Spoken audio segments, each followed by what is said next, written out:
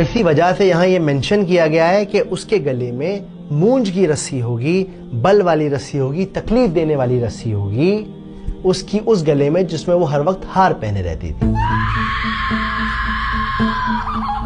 یہ تھی سورہ لہب کی انڈرسٹینڈنگ۔ اب سب سے ضروری بات یہ کہ سمجھنا یہ ہے کہ آج ہماری زندگی میں اس کا کیا ریلیونس ہے۔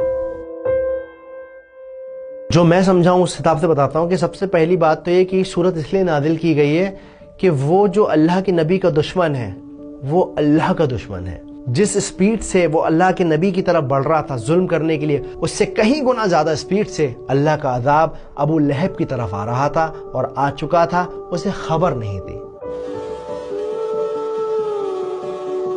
اب آتے ہیں دوسرے ریلیونس کی طرف جو میں سمجھاؤں، جو آج ہم اپنی زندگی میں اپلائی کر سکتے ہیں۔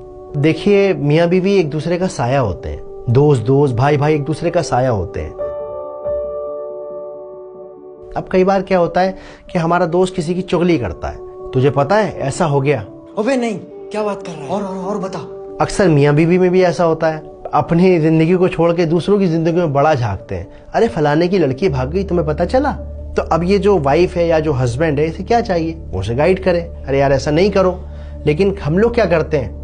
خالی بھاگی ہے، اپنی ماں کا زیور تک لے گئی ہے، اس بات میں اور لقمہ لگا دیتے ہیں، اس کو اور فیول کرتے ہیں۔ تو یاد رکھیے کہ جب آپ برائی کا ساتھ دیتے ہو نا، تو جو کام برا کرنے والے کا ہے وہی انجام اس برائی کو انیشیٹ کرنے والے کا ہے، بڑھاوا دینے والے کا ہے، آئیڈیا دینے والے کا ہے۔